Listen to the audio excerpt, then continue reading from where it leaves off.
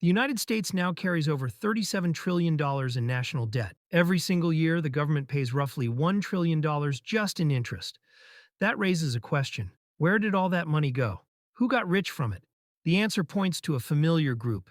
People like Elon Musk and Jeff Bezos, and powerful corporations like Lockheed Martin. Over time, trillions have flowed into the military-industrial and financial-industrial complexes.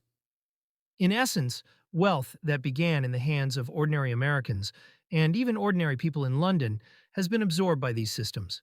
After more than 4 decades, many Americans can no longer afford homes. Prices have skyrocketed. Debt has piled up. And the dream of stability feels further away than ever. Meanwhile, Russia and China have accused the US of creating global imbalance through endless debt and money printing. They've argued that cryptocurrencies could one day reduce or even eliminate this burden overnight. And whether they're right or not, one thing is clear. The dominance of the US dollar is being challenged. Across the globe, more and more transactions are happening outside the dollar system, between countries like Saudi Arabia, Pakistan, and China. Trade, military aid, and investment are increasingly moving through other currencies or direct exchanges. This global shift is known as de-dollarization, and it's already underway. Some analysts say BRICS has effectively won the economic argument. There's no urgent need to create a new world currency, because many nations are returning to the oldest one: gold. China, without making a spectacle of it, began building factories in Brazil, investing quietly and strategically to reduce its dependence on the United States. As China's reliance on America shrank, the world took notice. More countries started holding gold instead of dollars in their reserves. Even Muslim nations are asking when their own opportunity for economic growth might return, a question that could take decades to answer. For nearly 3 centuries, American and European hegemony, rooted in political, military, and economic dominance, defined much of the modern world. But that system is now in decline. This 3-part series explores that decline, beginning with what America's $37 trillion debt really means, and how it reveals the weakening core of U.S. economic power. The 3 pillars of Western power. For centuries, Western global dominance has relied on 3 key pillars. The first, narrative control, the psychological power to shape global perception, convincing much of the world that only the West is modern, educated, and humane. The second, economic power, the financial reach of the U.S. and its allies.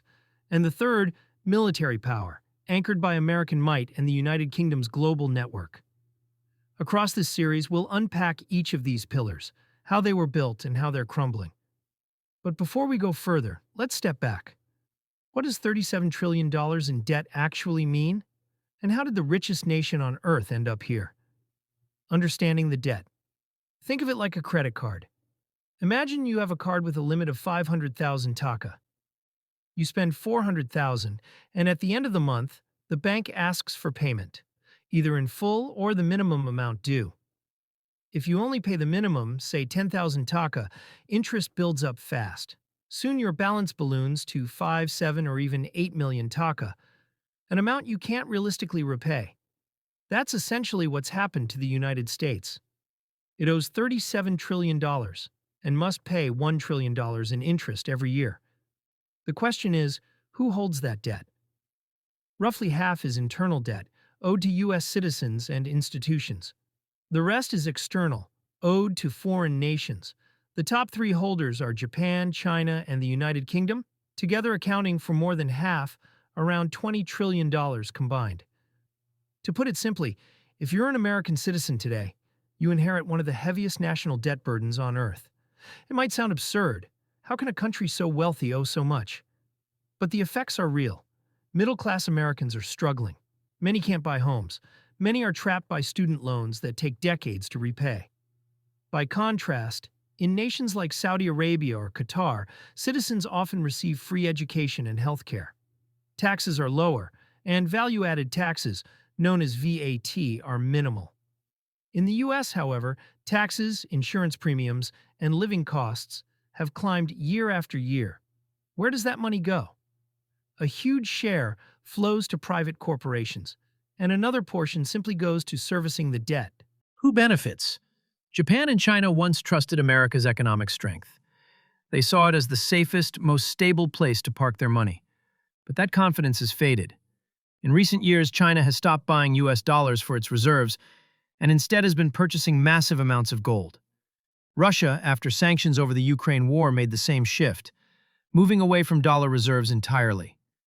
The US's ability to print dollars at will and its dominance over systems like SWIFT is no longer absolute. De-dollarization isn't a prediction anymore. It's a process already in motion. Let's look at one clear example: agriculture. In 2023 and 2024, China bought around $30 billion worth of agricultural products from the US, mainly soybeans. But by 2025, that number had dropped nearly 80%. Why? Because China started building factories in Brazil to process its own agricultural supply. It invested billions directly into Brazilian production, bypassing American farmers entirely. That's money that used to flow into the US economy, now gone. China did this quietly. No threats, no speeches. Just steady, strategic action. And when the world saw China could reduce its dependence on the US, many countries followed its lead. They began holding gold instead of dollars. Even some of America's own billionaires started investing heavily in gold and farmland, a signal of where they believe real value lies. The concentration of wealth. To understand how wealth has shifted, look at Oxfam's reports. In 2016, the organization found that the 26 richest people on Earth owned more wealth than the bottom half of the world's population, 3.5 billion people. By 2024, that number had risen to 50 individuals holding more wealth than half the planet. Around 80% of them are Americans or Europeans. This is the result of a system that funnels wealth upward. Middle-class workers pay high taxes on their wages, while the ultra-wealthy often pay very little. Here's how. If you're a Tesla employee making $10,000 a year, you might pay more than 35% in taxes. But if you're Elon Musk, you can borrow against your stock holdings without selling them, and therefore, without paying income tax at all. The same is true for Jeff Bezos and many others.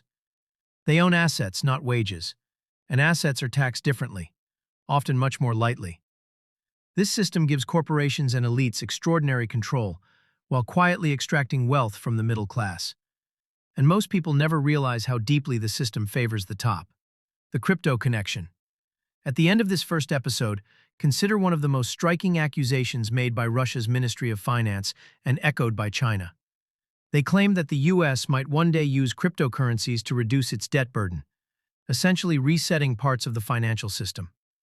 Shortly after those claims, the crypto market crashed. Within just 48 hours, $1.5 trillion vanished from global markets. People lost their life savings. One European investor reportedly took his own life.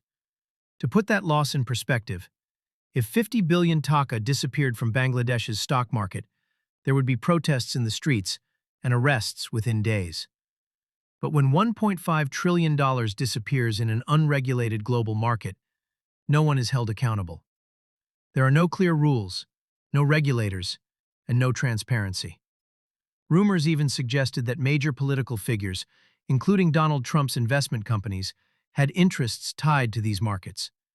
Whether true or not, it shows how blurred the lines between politics, finance, and speculation have become. The bigger picture. Will the world's 50 richest people ever pay down that $37 trillion debt? Unlikely. And if they don't, someone else will. Ordinary citizens. That could mean deeper economic collapse, more homelessness, and possibly more wars. In the next episode, we'll explore how global conflicts, both economic and military, may emerge as mechanisms to resolve massive debts like this one. Because the truth is, debts of this scale don't simply disappear. The belief that the US can act as an unstoppable superpower is fading. Its attempt to unseat Erdogan in Turkey failed. It underestimated China's rise, a nation that has quietly surpassed the US on several economic measures. Today, gold is rising, the dollar is weakening, and de-dollarization is accelerating.